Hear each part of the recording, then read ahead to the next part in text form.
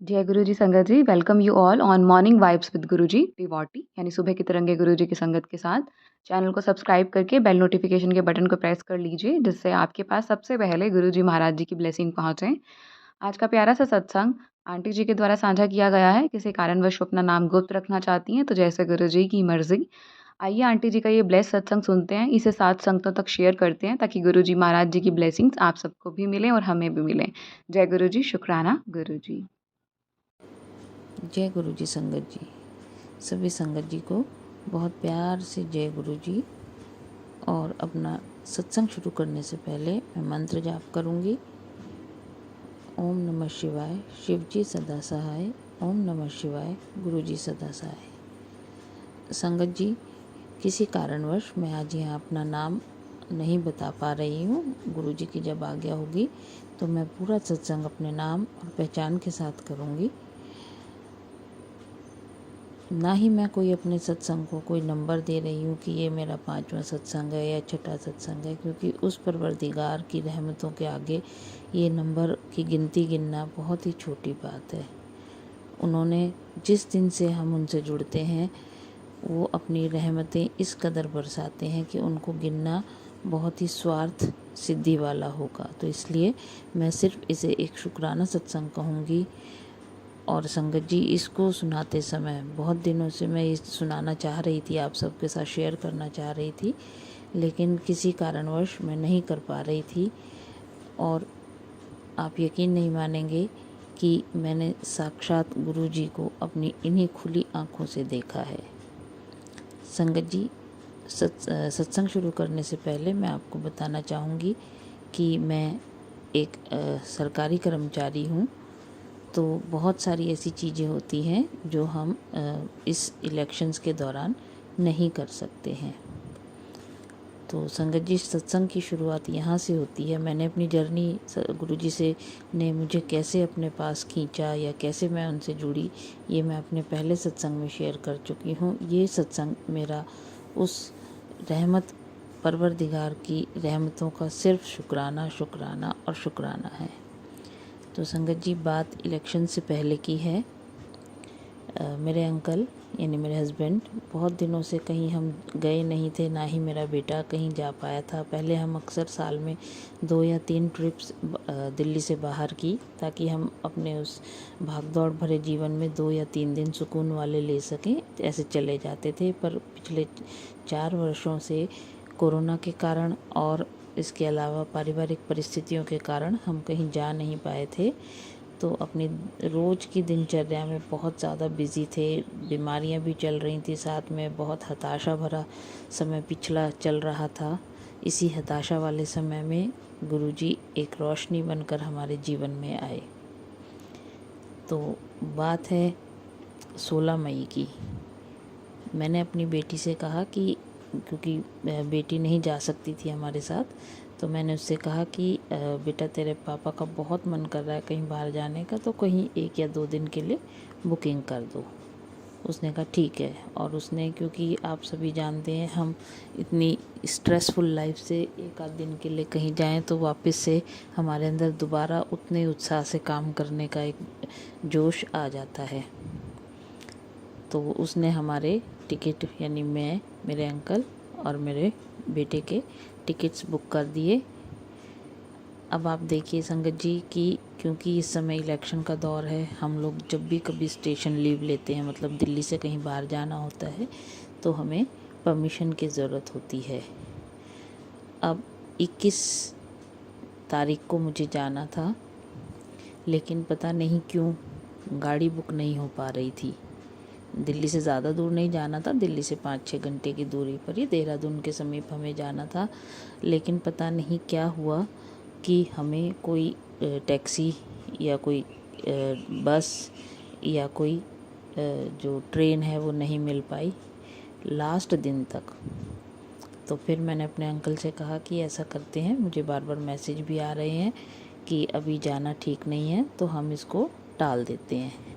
हमने उसको टाल दिया और बुकिंग्स आगे 21 की बजाय 28 की कर ली कि इलेक्शंस ख़त्म हो जाएंगे, क्योंकि हम दोनों ही गवर्नमेंट सर्वेंट हैं। तो हमने कहा इलेक्शंस ख़त्म हो जाएंगे और हम फिर फ्री माइंड से जा सकेंगे। संगत जी बस मन में यही था कि चलो हमने टाल दिया, अब 28 को जाएंगे। और संगत जी आप यकीन नहीं मानेंगे, 24 तारीख तक, 28 को हमें जाना था लेकिन 24 तारीख तक फिर से हमें कोई भी टैक्सी नहीं मिल पा रही थी, ना ट्रेन सारी फुल चल रही थी, ना बस में बस में वैसे मैं सफ़र करना ज़्यादा पसंद नहीं करती हूँ क्योंकि मुझे थोड़ा स्पाइन में प्रॉब्लम है, तो इसके लिए हमें कंफर्टेबल कोई टैक्सी या फिर ट्रेन ही रहती है।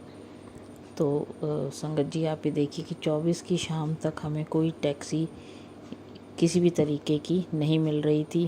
बड़ा मन परेशान था कि 28 को जाना है। और अचानक शाम को जब मेरे अंकल ऑफिस से आए, तो हालांकि उनकी आज तक वो इस तरीके की फील्ड में है कि उनकी कभी इलेक्शन ड्यूटी आती नहीं है, लेकिन इस बार पहली बार उनके पूरे करियर में संगत जी आप यकीन नहीं मानेंगे, उनकी काउंटिंग में ड्यूटी आ गई। और हम बिल्कुल एकदम वो हो गए कि अरे अब तो हम, और मज़े की बात यह है कि ट्रेनिंग भी 28 को ही थी, जिस दिन हमें निकलना था, जिस दिन से हमारी बुकिंग थी। और संगत जी हम बहुत हताश हो गए, निराश हो गए, क्योंकि वहाँ होटल में हमने अमाउंट दिया हुआ था बुकिंग 2 रात का, और हम बहुत परेशान हो गए कि अरे ये तो सामने सामने ना तो जा ही पाएंगे और नुकसान और हो गया। ऐसे में एक मसीहा बनकर हमेशा गुरु महाराज जी हमारे सामने आ जाते हैं। मैं उनसे बस प्रेयर करने लगी कि गुरु जी जो भी करना, बहुत बस जो अच्छा हो वो करना, जाएं या ना जाएं, जिसमें हमारी भलाई हो, क्योंकि बहुत सारे ऐसी चीज़ें हो रही थी जो ये इशारा कर रही थी कि हमें नहीं जाना चाहिए। अचानक से इस तरीके की समस्याएं आना, दिमाग में एक अलग ही वो हो गई थी। तभी 27 को खैर फिर भी थोड़ी एक उम्मीद थी कि चलो किसी ना किसी तरीके से गुरुजी जो करेंगे सब अच्छा करेंगे। मैंने आपको बताया कि मैं भी गवर्नमेंट सर्वेंट हूँ, तो मुझे भी परमिशन लेनी पड़ती है, तो मेरे ऑफिसर भी थोड़े से इजीली मानने वाले नहीं हैं। 27 को मैं अपने ऑफिस गई और मैंने गुरुजी से कह के चली, मैंने कहा गुरुपा आप मेरे साथ रहेंगे, मेरे बिल्कुल साथ रहेंगे। और संगत जी आप यकीन नहीं मानेंगे कि 27 को मैं ऑफिस में गई और मुश्किल से मेरे ऑफिसर ने उस एप्लीकेशन पर साइन करने में 1.5 मिनट से भी ज़्यादा का समय नहीं लिया। उन्होंने बहुत उससे कहा, मैंने कहा सर मुझे साइन करवाना है, परमिशन चाहिए, तो उन्होंने कहा हाँ हाँ क्यों नहीं। ऐसा लग रहा था, मैं उनके सिर्फ शक्ल देख रही थी कि ऐसा लग रहा था जैसे वो नहीं बल्कि स्वयं गुरुपा उस एप्लीकेशन पर अलाउड लिख रहे हैं। और उन्होंने कहा हाँ जाओ घूम के आओ। मुझे इतनी खुशी हुई। और मैं जैसे ही अपने ऑफिस से बाहर आई, बाहर एक गाड़ी खड़ी हुई थी जिस पर लिखा हुआ था गुरुजी। मैंने साष्टांग प्रणाम किया। उसके बाद मैं अपने बेटे के साथ एक शॉप पर गई और आप यकीन नहीं मानेंगे उस शॉप पर गुरुजी का स्वरूप रखा हुआ था। मैंने बहुत बहुत बहुत शुक्राना किया कि ये एक ऐसा था कि अगर वो परमिशन नहीं देते तो शायद हम जा ही नहीं सकते थे। खैर संगत जी उस दिन तक भी 27 तक भी हमारी गाड़ी का अरेंजमेंट नहीं था। तभी हस्बैंड ने 2-4 ऑफिसर से भी बात की कि किसी तरीके से उनकी ये जो ड्यूटी है ये पोस्टपोन हो जाए या कुछ हो जाए, लेकिन वो हो नहीं पा रही थी। तो शाम तक आते आते हमारी गुरुजी ने एक ऑफिस में ही एक उनके कलीग से उन्होंने बात की और उन्होंने तुरंत ही गाड़ी का इंतज़ाम कर दिया। उसके बाद हमने फिर यही फैसला किया कि हस्बैंड की 28 तारीख की ट्रेनिंग है, तो हम पहले ट्रेनिंग अटेंड करेंगे और उसके बाद हम आगे जाएंगे। असली जो सत्संग है संगत जी, यहाँ तक तो बाबा ने बहुत रहमतें करी। इससे आगे की जो मैं आपको अपनी जर्नी बताऊंगी वो सुनकर मैं आज तक भी अपनी आँखों पर मेरे गूज़बम्स आ रहे हैं, क्योंकि मैंने साक्षात गुरुजी को देखा। जब हम जा रहे थे, अब मैं डेस्टिनेशन भी बताती हूँ, हम जा रहे थे चक्राता। चक्राता बहुत सारे संगत आप में से भी गए होंगे, हम शायद पहली बार ही जा रहे थे। हमने दिन में 1 बजे से दिल्ली से यात्रा शुरू करी और टैक्सी से लगभग हमें 8 बजे तक हम आधे चक्राता पहुंच गए। संगत जी, हम गूगल को फॉलो कर रहे थे और क्योंकि ड्राइवर साहब भी नए थे, उन्हें भी ज़्यादा आइडिया नहीं था, वो भी पहली बार चक्राता जा रहे थे। और एक पॉइंट के बाद जो गूगल ने एक ऐसी सड़क दिखाई जो बहुत ही अंधेरे वाली, बहुत ही सुनसान, पहाड़ों में 8 बजे भी ऐसा लगता है जैसे रात के 12-1 बज गए हों। चारों तरफ बहुत ही एक अलग सन्नाटा था, कोई ट्रैफिक आ जा नहीं रहा था। और ऊपर से हमारा गूगल भी, होटल का भी नंबर नहीं था हमारे पास, क्योंकि वो कुछ ऐसी पॉलिसी होती है मेक माई ट्रिप की कि वो होटल का नंबर शेयर नहीं करते हैं। और उससे ऊपर भी ये बात कि हमारी टोटल 3 फ़ोन में से 2 फ़ोन की बैटरी ख़त्म हो चुकी थी। एक ही फ़ोन का सहारा था। अब उस रास्ते पर खड़े होकर तभी मुझे एक गाड़ी आती हुई दिखाई दी। मैंने मन ही मन गुरु महाराज से प्रार्थना करी कि आप ही इस जो भी हम परेशानी में फंसे हैं, आप ही बाहर निकालेंगे हमें।